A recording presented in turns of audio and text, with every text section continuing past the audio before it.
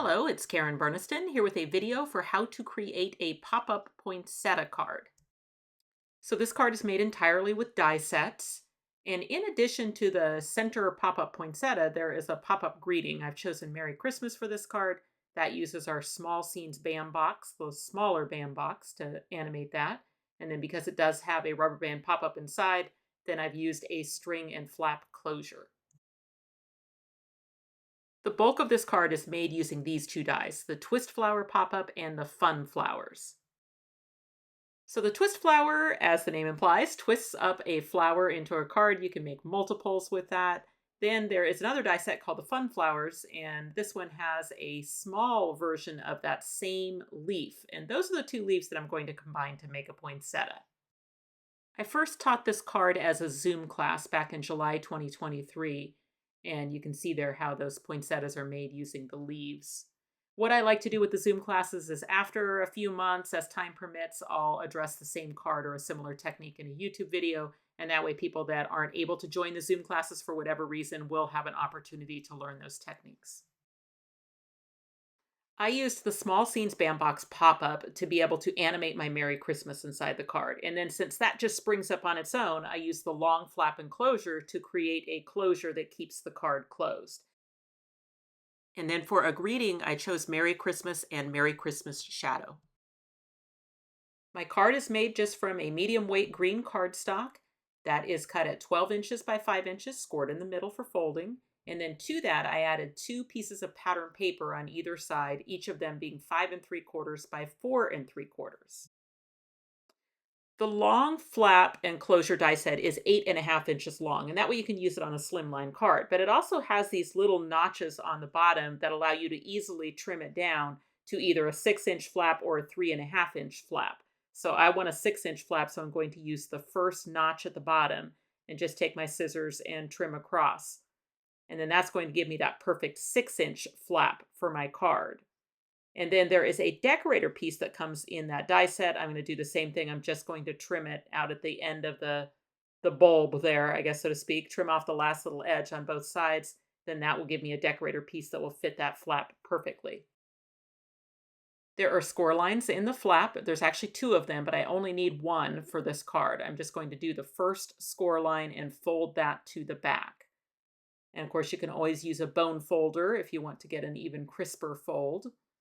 Now, the reason it has 2 folds in it is because you have the option of making a gusseted fold with that flap. And that's really helpful when you have thicker pop-ups and you need to have a gusseted closure. I am a big fan of glue for pop-up cards, so I'm using my LINECO neutral pH adhesive in my fine tip bottle. We sell both of those items on our website. And I've just coated the tab completely with glue, and then now I'm just going to attach it to the back of the card. So location on this is going to be the right side of the card at the bottom is where I've chosen to put my flap closure. So when the card closes and the flap comes up and over it like that. Now for papers, I just went stash diving. I found some wood grain paper for the inside, and then I found this pretty kind of holiday floral for the outside. And I've cut those pieces again to that same 4 3/4 by 5 3/4. And I've cut a piece for the front and I've cut a piece for the back. I don't always decorate the back of my cards, but this time I have a flap attached to the back. So I want to put some pattern paper to cover up that connection. And again, I'm just using my glue and adding my pattern paper to the front and the back. Okay, switching over to my Twist Flower die set, it has 2 circle dies. One that I've used with some of the leftover pattern paper to isolate a snowflake, and the other one in that set cuts a ring. And for that, I used red cardstock where I added double-sided adhesive tape to the back of the cardstock before die cutting. And that way, both the ring and the circle inside will be stickers. And the ring will fit on that snowflake circle just perfectly. Okay, I need a hole in the middle of that circle. I'm just going to go right through the middle of the snowflake. That's going to hold the brad that keeps this on the front as the part of the closure. So that's going to be what the twine wraps around when the card is closed. So I just need to put that on the flap on the front and figure out where I want that to go.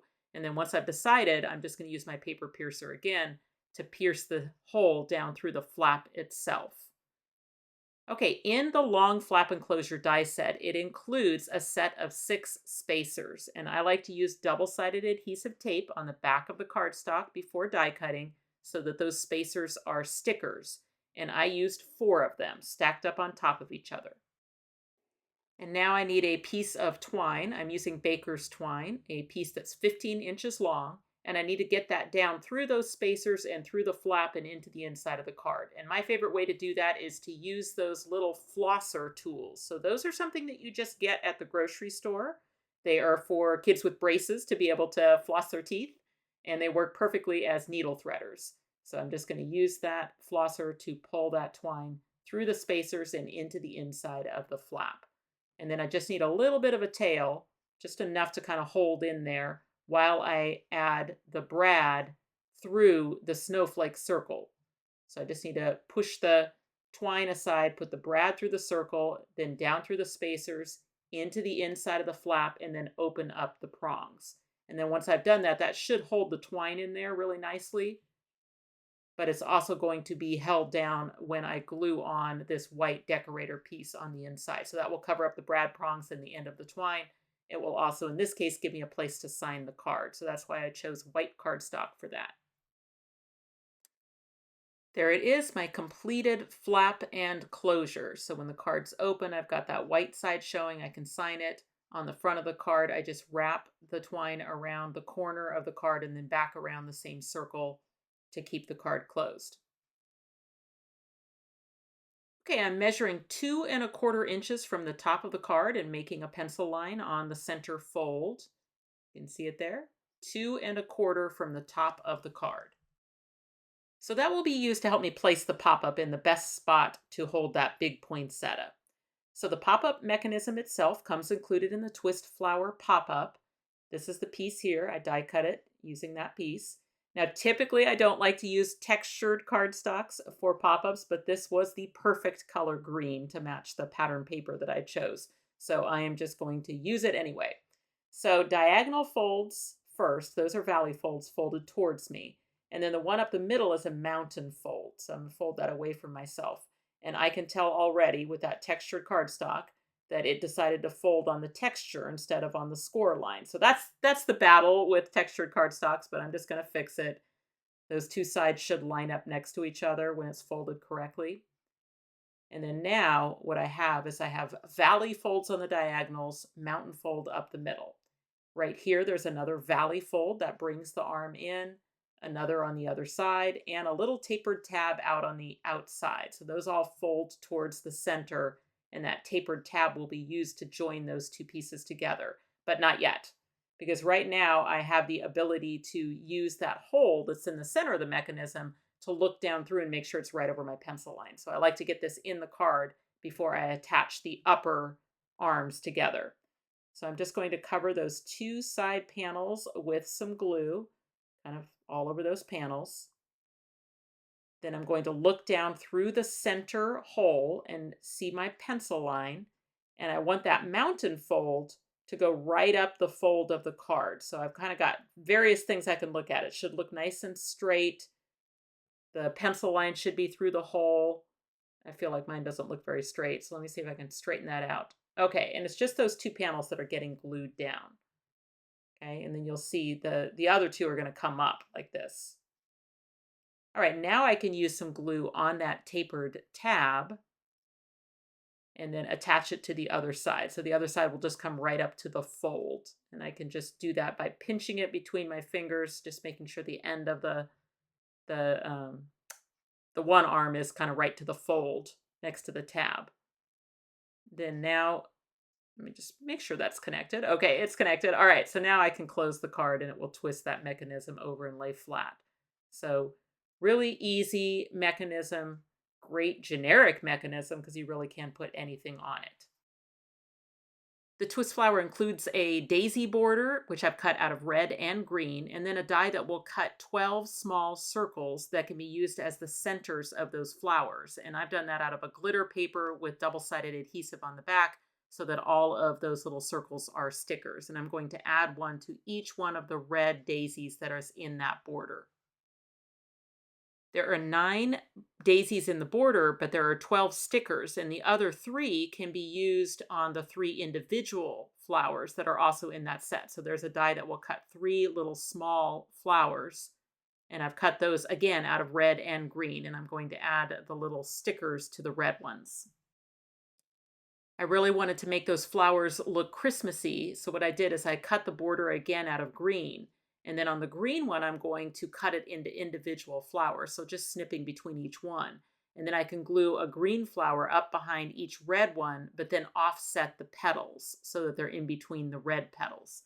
And for that, I just need a little glue in the center of a green flower, and then just put the red border up to it and then slide it until the petals are offset from the red ones. So I repeated that until I had a green flower behind all of the red ones.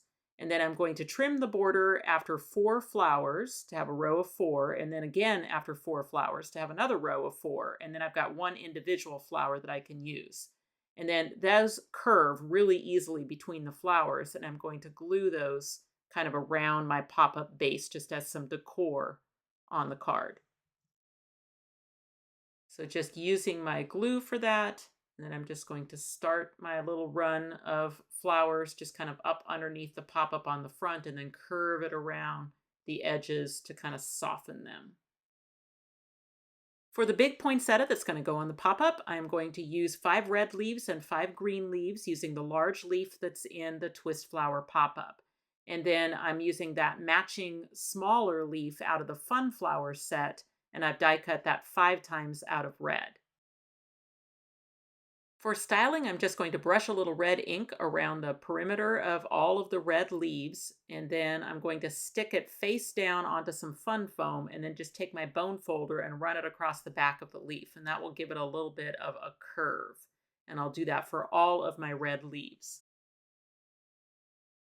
Okay, that red sticker that came from inside the ring, I'm going to use that to assemble the poinsettia. So I'm going to put a large red leaf onto that circle, and then I'm just going to go around, just overlapping the leaves. I've got 5 of them, so I'm essentially thinking of it like a star. If you're thinking about how far to space them, I'm thinking about, each one being the point of a star, and just getting it down into some of that adhesive to hold those big leaves together. So there's the back. And then on the front, you can see they're all just kind of overlapping. I'm going to bend them back out a little more flat since they're quite curved at the moment. Okay, I'm going to take a pair of scissors and just trim off a couple of those stems that are on the inside, just so that they don't stick out anywhere where I can see them. And then now I'm going to add the small leaves. And the idea with these is that they will just go in between each 2 set of large leaves. So they'll kind of stick out between the leaves. Now, my thought was just to add a big clump of glue in the center again and then stick the leaves to it. I found that to be a little bit challenging, so then I ended up just adding glue a little bit to the back of the small leaves, where they were going to touch the big ones. And that really would have been the better plan from the beginning. I don't know what I was thinking, but I made a gluey mess. It was all over my fingers. It was all over my leaves, but luckily it dries clear. And then I finally had it, my 2 layers of leaves for the poinsettia. In the Fun Flowers set, there's a die that will cut 3 different size circles. And I have chosen the largest circle.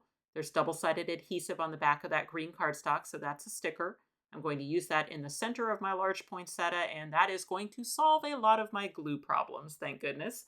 And then I've cut those same little small circles out of the glitter cardstock with the double-sided adhesive on the back to fill in the center of the poinsettia. I went ahead and used all 12 of those little gold circles in the center of the poinsettia. So now all I have to do is add some green leaves behind the poinsettia. So I've cut 5 of the big ones, brushed the perimeter with a little bit of green ink. Then I'm just gluing them up behind the poinsettia so that they're sticking out from between all of the large red leaves. The glue goes on the front face of the pop-up, and then I'm going to place the poinsettia so that one of my green leaves is on the pop-up, just kind of coming down to the fold right there. That's where the tip of the leaf ends up. And that seems to be a good location for the poinsettia to be able to lift up, twist over, and still be hidden by the card. It's such a nice look in the center of that card that I really didn't want to put too much additional decorations inside the card. So all I did is just used some 1-inch strips of the same pattern paper, glued those out to the outside edges along with some 1/4-inch strips of the same green cardstock. Then I cut a couple of the vines that are included in the Fun Flowers set and glued those to the right side of the card along with that single flower that was left from the border right over the seam. So one thing that's bugging me is that one leaf that's coming down and kind of just crashing into the card. And I feel like if I just moved that a little bit, either inward or just change the angle a bit, it would probably bug me less. So I'm just going to carefully peel it off of there, replace the glue, and then go in there and just move it inward a little bit, or maybe just tilt it, or maybe both. Just something to change it just enough to where it doesn't come down and crash right into the card right there. And that seems to have fixed my issue completely. Okay, I'm going to assemble the small band box out of our Small Scenes band box pop-up. So I've got this die cut out of about a medium weight cardstock, smooth cardstock. I'm going to work the folds at the top, mountain, mountain, mountain. Okay, so mountain, mountain, mountain. Then I skip the next one, and then I'm going to go down to the final 2 folds, which are also both mountain folds, so folding away from myself. Then I've got one valley fold in the middle.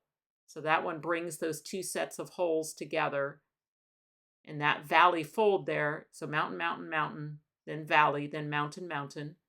And that valley fold inside there, that's going to get sealed shut with some adhesive. So I'm just going to go in there with my glue, add some adhesive, and seal that valley shut. The best size rubber band for the small band box is the number 8. And those are the little Firm Stretch Alliance number 8 rubber bands. We sell a little baggie of them on our website. I will put the link in the description box below.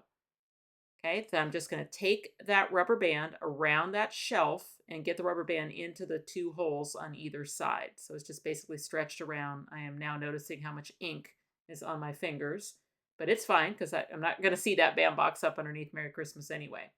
Okay, making sure that the crescent is at the top, I want to take that folded edge of that shelf and just set it right below that crescent. And I'm just using my hands to hold it. See how it's on the diagonal? And then it's just that fold edge right there is just resting right underneath the crescent.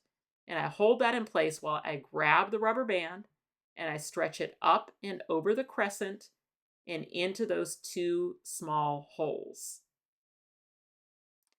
So the crescent cutout is basically what allows you to stretch the rubber band up and over the crescent and into those 2 holes. But then the crescent goes right back where it started again because it's really just used for getting the rubber band in. Once the rubber band is in, you can add your glue all over the crescent and the area around the crescent. So over the entire panel, like it was just a solid panel, and then bring the other half of the box up and into that adhesive.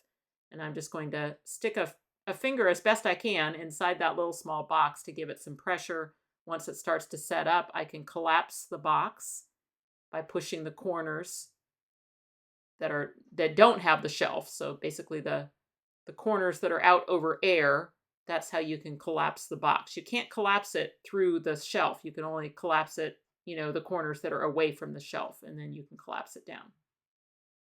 And then there is a die in the Small Scenes band box pop-up die set that will cut 4 rectangles to fit the sides of the band box. So I'm just going to add those now to the band box. They're just decorative, but it adds a little strength to the piece as well. And I just cut those out of the same wood grain as the background of my card. So after adding my 4 decorator rectangles, then the only thing I need to do is figure out how this thing is collapsing so that I can make it collapse to the back as the Merry Christmas is on top. And for me, that ended up being the small holes towards the front, bottom, and then that makes this edge right here the top. So then I just need some adhesive all over the top of that band box and then add my Merry Christmas to it. It doesn't really matter where it goes. I mean, it's all going to be hidden underneath there anyway. So I just kind of put it in the center or maybe a little bit closer to the bottom. And then see, as I push the Merry Christmas, I want it to collapse to the back. So that was why it was important that I paid attention to the orientation of the band box. But as for where it goes in the card, that's just wherever I want it to go. It can go at whatever angle. It doesn't matter. It's the rubber band that's going to push it up, that's going to animate it. So I can really just do it to my liking. And some adhesive on the bottom of the band box, figure out where I want it to go. Kind of go in there looking at, I guess I want it to have just a little bit of an angle and a little bit up from the bottom, something like that. And then I can carefully push it down and then just give it a really good press in the flat position. And then I can just make sure that I like it, and I do. And then now when I want to close the card, I want to push down Merry Christmas first and then, close up the card. To use the closure, I just wrap the twine around a corner and then back around the circle again. And then once I unengage the closure, then that rubber band's going to pop up Merry Christmas immediately. So when you open the card, it will already be popped up. When I go to close it, it's a good idea just to press it into the closed position first. For front decoration, I added a strip of the same pattern paper I used on the inside, the wood grain. That is 5 3/4 inches wide by 1 3/4 inches tall. And then on either side of that pattern paper, I'm adding some 1/4 inch strips of red cardstock. Okay, let's talk about the small poinsettia. Now you could absolutely just build it out of individual leaves using the small leaves from the Fun Flowers set. But what I thought would be fun would be to take the big flower that comes out of the twist flower set and then just get the ends to look like poinsettia leaves. So the way I did that is I used the small leaf die out of the Fun Flowers set, and I just put the tip of the die to the end of a petal on my Fun Flowers set. And then I need to make sure that that's directed towards the machine. So the point is pointing towards the machine so that when I put my top cutting pad on, I'm only going to cover the point of the leaf. And that way it doesn't cut the entire leaf out of the flower. It just basically shapes the flower petal so that it looks like a pointy poinsettia leaf out on the end.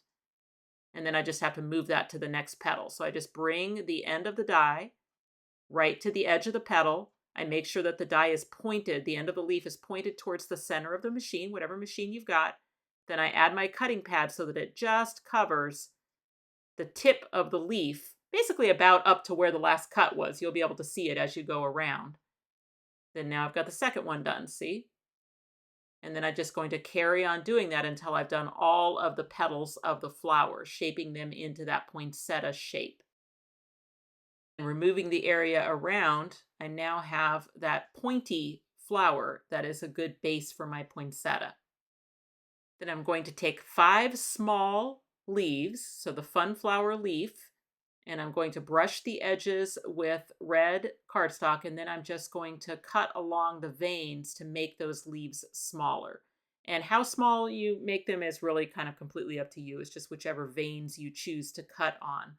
So I'm having a little bit chunkier leaves for this poinsettia. The one I did for the original card, I made them even smaller. So once I have my 5 smaller trimmed down leaves, then I just add a little adhesive behind them. And once again, I've got 5 leaves, so I'm just going around kind of thinking as them as a star. So you can't really use the outer points as a guide too much because there are 7 of those, so it won't be even. But if you just think about the small leaves as being like a star, then you can glue them on there and get kind of a good spacing on them. And then to finish out the center, I used the medium green circle and then 7 of the gold glitter tiny circles. For this one, I decided just 2 small green leaves to add behind the poinsettia. So what I'm going to do with those is actually just glue one to the card, kind of where I think it looks nice. So I'm going to put it over here on the left-hand side. Then I'll end up putting my poinsettia overlapping that leaf and then put the other leaf on the other side. And then as a final bit of decoration on the front of my card, I have those 3 individual red flowers. I've also cut them out of green, and I'm going to do the same thing where I glue the red one over the green one and then offset them so that the petals, shine between on each color. And then I'm just going to add a few of those to the front of my card. And that completes the card. And you really can just choose different, colors and patterns and stuff to use this design with. So it doesn't always have to be the same. You can see the left one from the class where I used the plaid paper, and then the one on the right where I used the more floral paper. My finished card measures 5 by 6, so it will mail in an A7 envelope. And it does have that fun extra pop-up with the band box underneath Merry Christmas. But that is optional. You definitely could remove that band box and just glue down your greeting.